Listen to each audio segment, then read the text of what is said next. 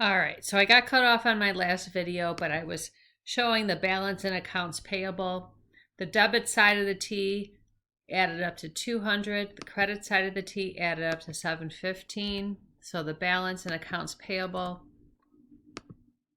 is 515 credit, right? And you would expect accounts payable to have a credit balance. That's the normal balance. That's had a balance on the credit side because the 715 was higher than the 200.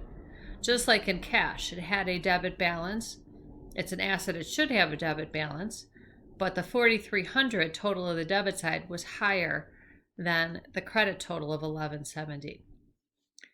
After you have all of the balances in your accounts at the end of the period, you want to prepare a statement called the trial balance. And so anytime we prepare a statement, we have the heading. The first line on the heading is the name of the company. The second is the name of the statement. This is a trial balance. And then the trial balance is going to show you the balances of all of the accounts at the end of the period. And the reason why we prepare a trial balance is we want to make sure that the total of the debit balances equals the total of the credit balances. So all you do is you go through and you list all of the accounts, and then if it has a debit balance, you put it in the debit column. If the account has a credit balance, you list that in the credit column. And our trial balance is going to show the accounts in the order of the chart of accounts. The assets are listed first, and the assets are listed in order of liquidity. So we're going to show cash first, and we can see our cash account has a debit balance of 3130. So we're going to show 3130 in the debit column for cash. Accounts receivable is next. Accounts receivable has a debit balance. We can see it's got a debit balance of 1860. Supplies is next. Supplies has a debit balance of 500. Equipment is next. Equipment has a debit balance of 3,600. So if we've listed the accounts and their balances for all of the assets in order of liquidity. Now we show liabilities. We've got accounts payable. Accounts payable has a credit balance of 515.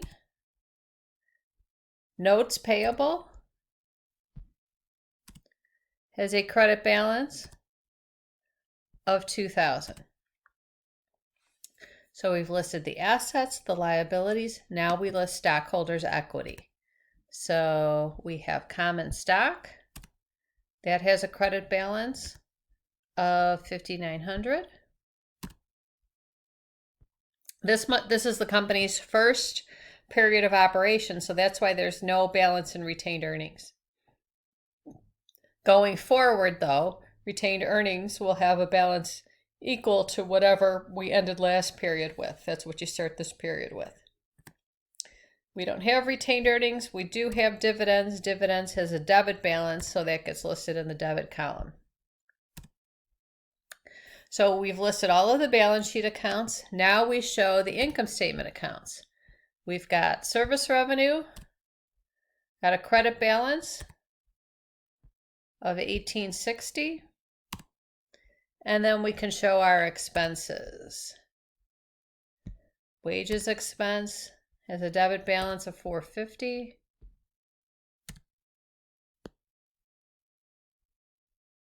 We've got rent expense has, why didn't I get the right balance here? Wages expense has a debit balance of 450. Rent expense has a debit balance of 400. And then we've got utilities expense, and that has a debit balance of 215. So that's all we've done. We've gone through, we've just taken the accounts and their ending balances and put them into the T accounts. And now important thing we want to do is we want to show the total of the debit column, the total of the credit column. And so I like to use the auto sum. And I got to stretch the box to go all the way to the top of the column. We get the total. So our debit column totals $10,275. Another little trick I like to use, I just like to copy the formula over. And so, I mean, there's a few ways to do it. The way I like to do it is I take the cursor, you can see it's a bubble. When I put it in the bottom right corner, it becomes a solid plus sign. I click and I drag it across. Okay, I can also do my formatting, get my parentheses, comma in there, decrease the decimal, right? So you don't have to be typing in, right? We went over that. You don't have to type over the comma. So we can see the total of the debit column is $10,275. I'll put a double underline underneath that.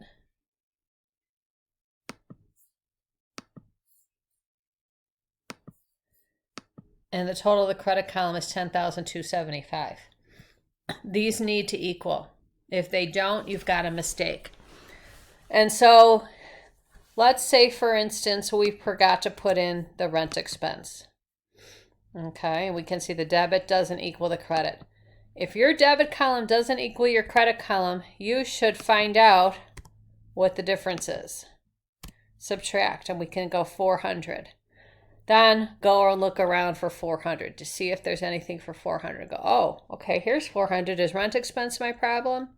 Yes, it is. I didn't put it in there. That's how you find it. Okay. Another thing that could happen is you could put something in the wrong column. So maybe by mistake, we put 400 for rent expense. We put it in the credit column.